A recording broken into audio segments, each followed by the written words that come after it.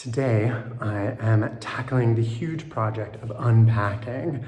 We sent a gigantic shipping container full of things from the United States, and it arrived here, and much of it has gone into place already, but I've just got boxes everywhere. Here is the state of the dining room. Boxes everywhere in a state of being half unpacked. It's just absolute mayhem. Who knows how far I'll get today? I'll do my best, and I think we'll discover a bunch of treasures in here. I think it's gonna be a big day of memories. Already here you can see some things that I've unpacked previously, and I really wanted to do this while my family was here because there's so many things full of memories here, and it started to become really difficult. Like, for instance, this plate. I've been wandering around the town of Deruta, seeing plates in this style and thinking, I know this style. I've seen it. Mom used to have a plate like that. And lo and behold, here it is. All of our old china.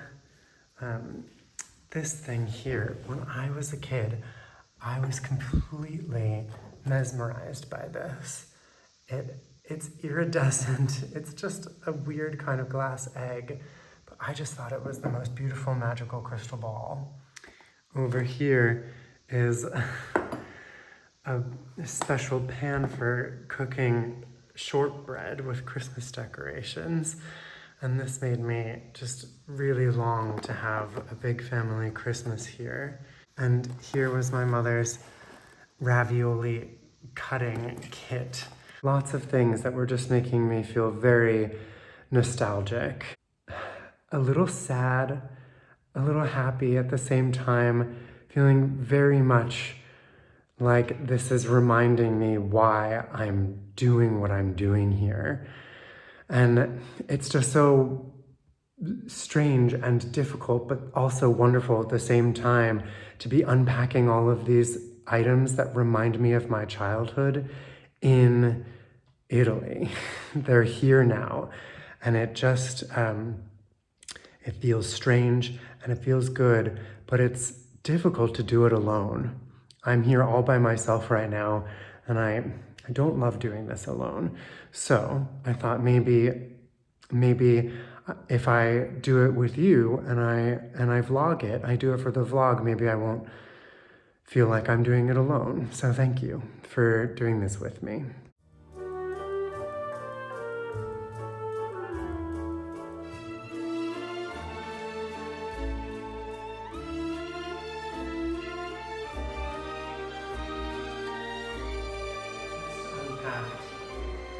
A bunch of cups and teacups and saucers from this.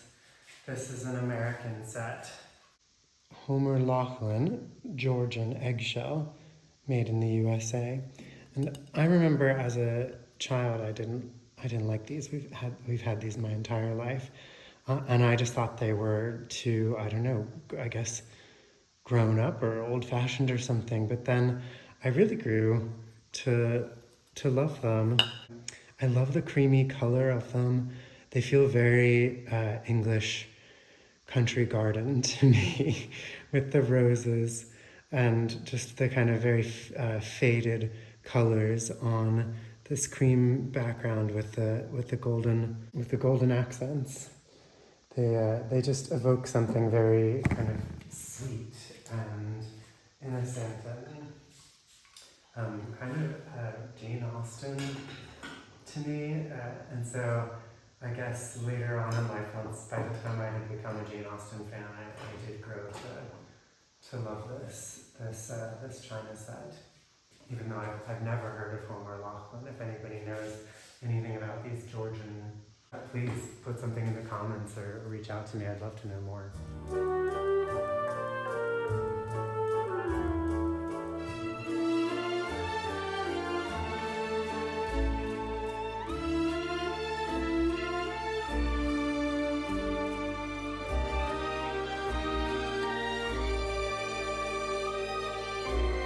Just unwrapped the this collection of teacups. And you know, this is part of why I really wish that I had done this when my family were still here.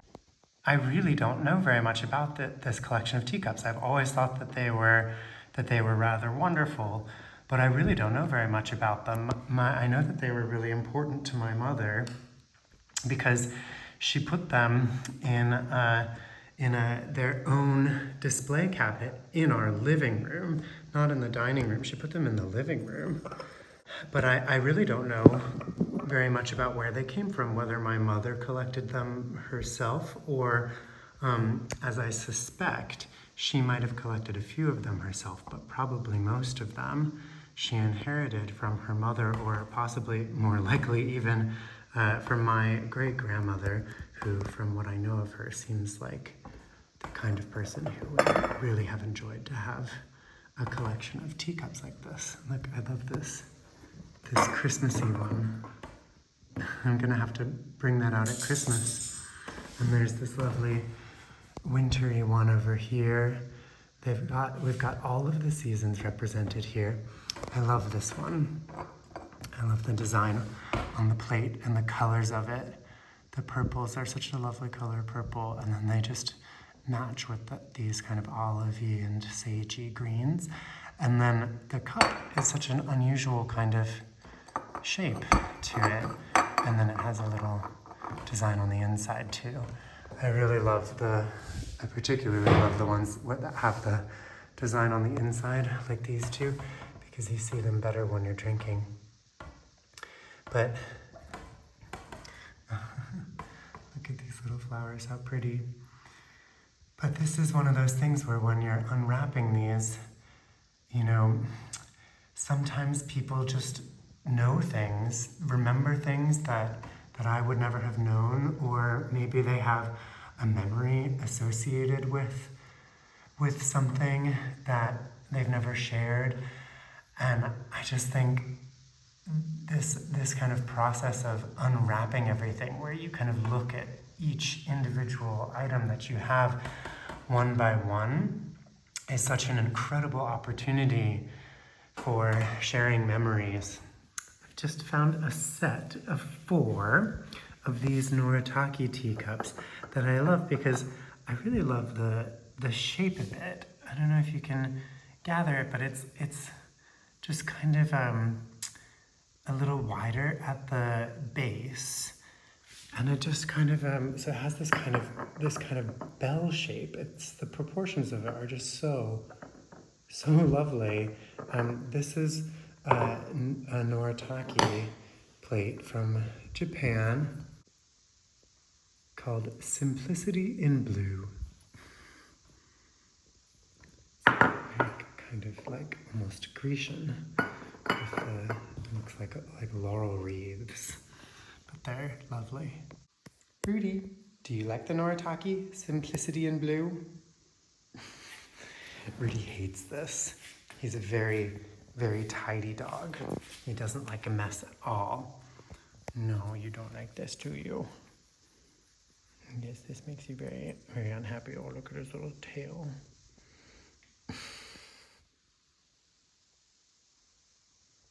I think he's probably going to go find a little corner to sulk in. Or he might do what oftentimes he does when there are boxes or when anything's out of place. Rudy likes to go up to it and just tap the box with his little paw, just to point out to me that something's not where it should be. Here are the plates from the Noritake Simplicity in Blue. They're so lovely. They one of the things that I really love about them is these little raised bits. The texture of them is so nice. It makes them look so fine, like real kind of delicate china. Now, what I don't know is whether when stacking the plates, to line up those marks, or, yeah, that does look really nice, doesn't it? I think that's the way to do it, absolutely. Yes. beautiful, beautiful plate. Here it is, I found it. This is, I believe, the only piece of Wedgwood that I have. This plate has this lovely picture. Ferrara, Etruria, England, Wedgwood. So I was wrong. Not only do I have 2 of those Wedgwood plates, but I've just found a third, a different one. This is the countryside design. It's very romantic. Doesn't it look like Samuel Taylor Coleridge is walking across that bridge, looking up at the castle and devising some fantastical story to put into a poem. That's what I see when I look at this design. I love this plate. Wedgwood & Co. Limited, England, regular trademark. Founded in 1835 by Enoch Wedgwood. A genuine hand engraving, all decoration under the glaze. Because what they would do is they would engrave plates that they would then use to print these designs onto the plate, and then they put the glaze over top of it so that the design stays. So it's not hand painted, but the plate that they use to make the design, that was hand engraved. And those plates, those engravings, those took quite a long time to make, and you can see it's quite detailed.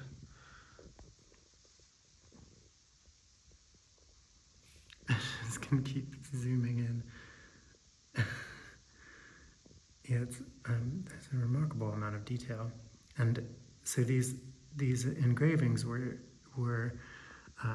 etched into a metal plate by hand. It's very, very laborious, slow-going work.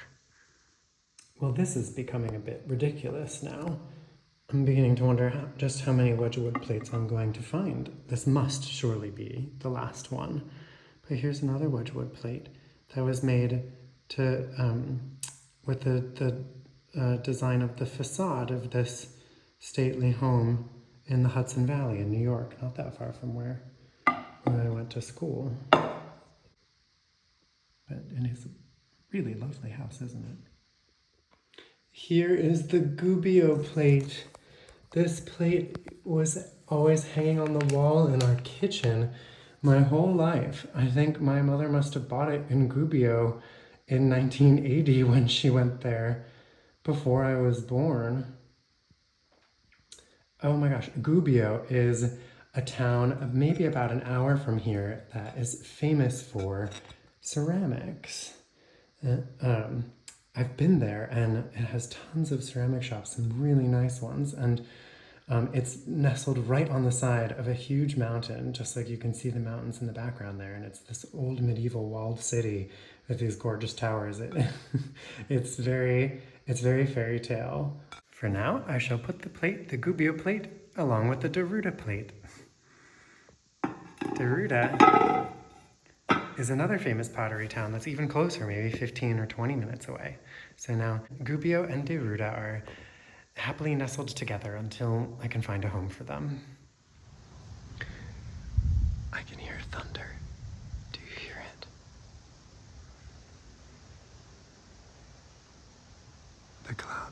The clouds look incredible.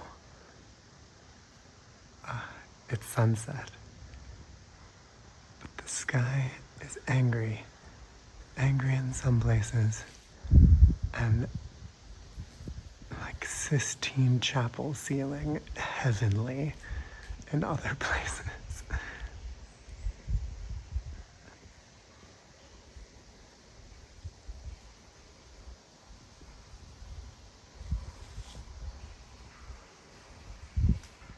Rudy is on guard to make sure nobody comes to bother us in the cloister.